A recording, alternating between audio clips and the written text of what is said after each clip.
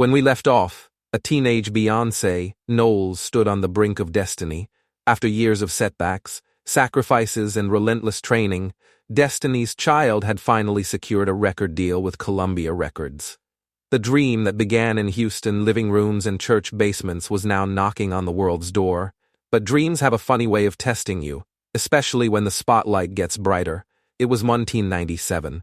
Beyoncé, Kelly Rowland, Latavia Robertson, and LaToya Luckett entered the studio as Destiny's Child.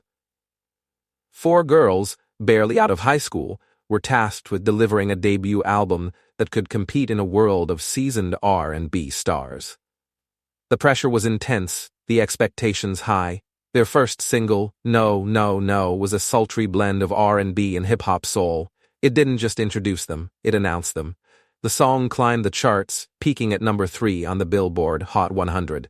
The remix, featuring Wyclef Jean, gave the group their first taste of crossover success. Suddenly, the girls from Houston were everywhere. BET, MTV, the radio, Destiny's Child was born. But behind the scenes, the pace was brutal. These weren't ordinary teenagers. These were young women carrying the hopes of their families, of Matthew Knowles' risky leap into full-time management, and of a label watching closely. Failure was not an option. Their self-titled debut album went platinum, but it was only the beginning. What came next would turn them into household names. The Writings on the Wall, released in 1999, wasn't just a hit album, it was a cultural shift. With songs like Bills, Bills, Bills, Bug, Boo, Jumpin', and Say My Name, Destiny's Child tapped into the frustrations, empowerment, and voice of young women everywhere. The beats were fresh, the harmonies were tight, but it was the lyrics, confident, unapologetic, bold, that made the impact. And front and center was Beyoncé.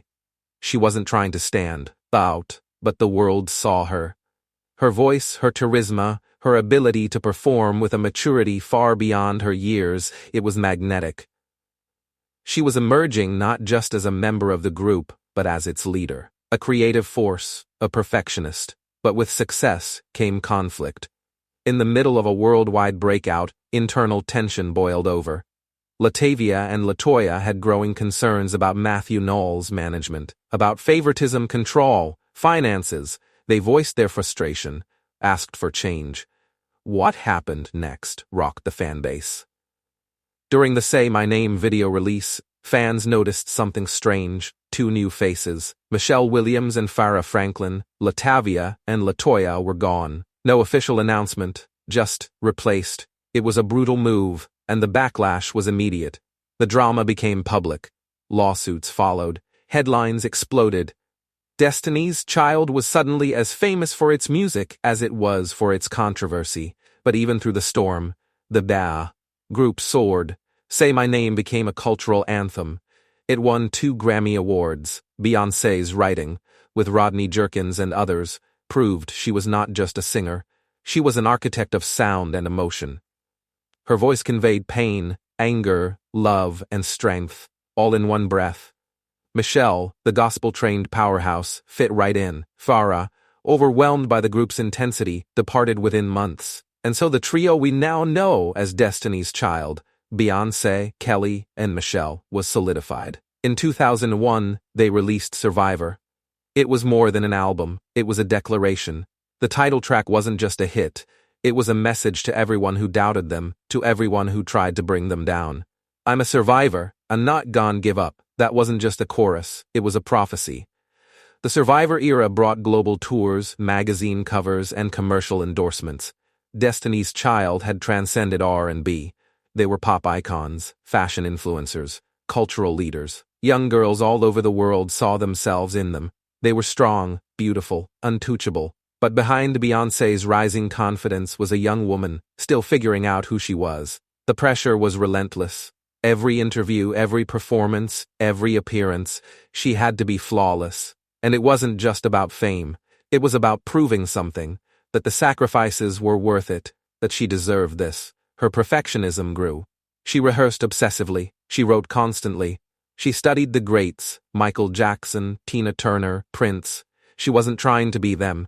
She was learning how to be herself, at their level. Meanwhile, cracks began to form. The trio still thrived publicly, but Beyoncé's ambition was calling her in another direction.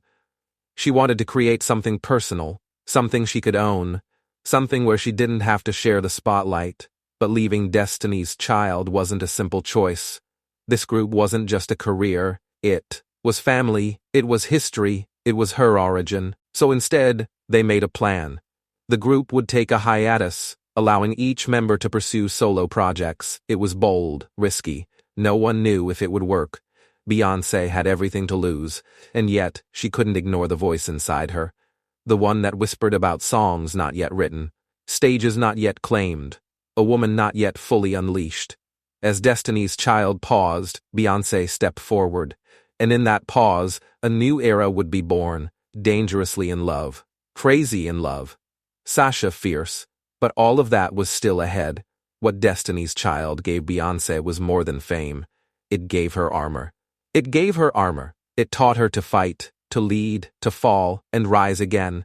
The girl from Houston was now a woman ready to change the world, and that change would begin with her very first solo album.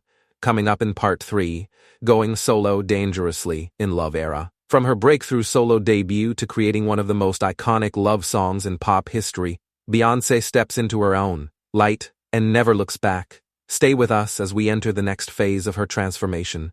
The moment the world stopped seeing a girl group member and started witnessing a global icon,